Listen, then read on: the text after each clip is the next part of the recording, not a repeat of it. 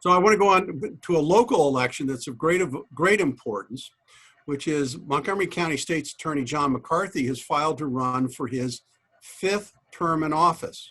This doesn't seem possible, but unlike other election contests, he's now facing stiff competition from former Montgomery County Bar President Tom DeGonia, and Silver Spring attorney Bernice Maricoux North. Ron, what can you tell us about these two candidates? I don't know Ms. Maricoux North at all, but she has quite an impressive resume as a prosecutor, and happily and locally Howard University graduate, for those who follow those kinds of things. Tom I've known for quite some time, and it does not surprise me that John is facing a challenge now. There have been rumblings the past couple of elections about challenging John. I think the person who comes out of this race as the front runner is likely to be the one who can address or present a platform that addresses the needs that serve the state's attorney's office. You know, a balance of prosecutions and how we handle prosecutions, youth entanglement in law and eliminating the school to prison pipeline. What are we going to do about police and enforcement and addressing the concerns that citizens in the county have? So I think it is going to be a very progressive approach in this race in particular. And like many others, I expect another candidate to come forth and to be a fourth in that race. And again, it's going to be quite interesting, and we'll see a very progressive and active campaign for that. Well, you look at both the platforms of DeGonia and Ms. Maricoux North. They both seem to be very much on the new social justice platform, questioning arrests and prosecution. I'm not sure Montgomery County, in terms of its judicial philosophy, is as liberal as that. But it'll be interesting to see, if it meets the same kind of profile as we've seen in other jurisdictions. Certainly Philadelphia. I mean, this could be a very high-profile election in that regard. I think it will be. I think those championing newer social justice approaches are going to be very loud and very vocal.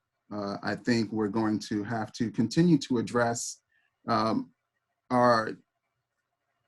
the police unions' active participation in keeping certain officers active and working within a department.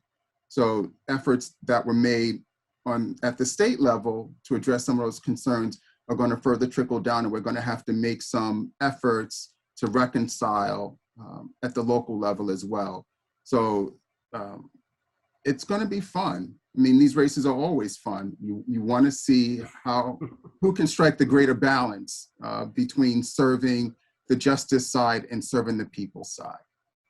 Mark, forgive me for not knowing this. Is this this is a partisan position? This is a partisan race. In fact, in the past, one of our frequent panelists over the years, Jim Shallak, has run for prosecutor.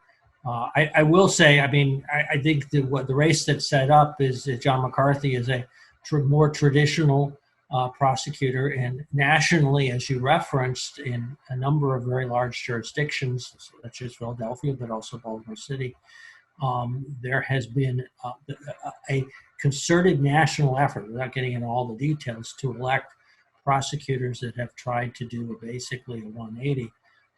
I will tell you, the results are very much mixed for this group, and it'll be interesting to see, for example, the results in New York City, where what we're seeing in the Democratic primary could reflect a real rejection of that particular this sort of woke approach to prosecution. Well, it'll be we're gonna be on the front line and watch this. This is right. An interesting presentation, because John has been really unchallenged in the last several elections. I'm going to go on to our last topic for the day, And that is, this week, Las Vegas Raider football player Carl Nassib announced that he was openly gay. Now, Mark, it's surprising still in 2021 that the announcement that a prominent person is openly gay is still treated as a major headline. It is surprising, but I guess it's endorsements and all these other considerations that tie into it that folks at least have been reluctant to do that. I was surprised that they hadn't come out before, but I guess that's the case. Well, I guess I'm surprised they're not more openly gay Right, football exactly. players. Yeah. Really.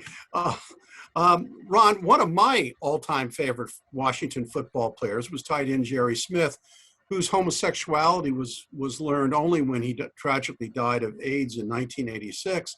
And I guess the same, incredulity is, haven't we advanced as a society in accepting the gay community? But absolutely not. I think that we have quite a few unaddressed problems that we hear about daily on the news. Attacks against people in the lesbian, gay, bisexual, community. We have isolation issues and mental health issues that don't get concerned. We have issues in the workplace. We have facilities usage issues that are often scorned when talked about. We are not yet in a place where people can openly express their sexuality and not suffer some public backlash, in particular with athletes who to some degree rely on their ability to sell jerseys as part of their contracts or some other portion of their income. We have a long way to go.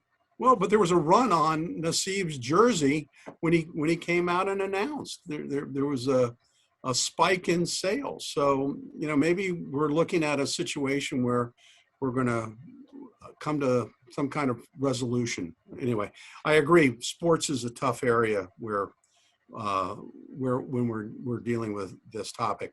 Stay tuned for parting shots when we come back from the short break.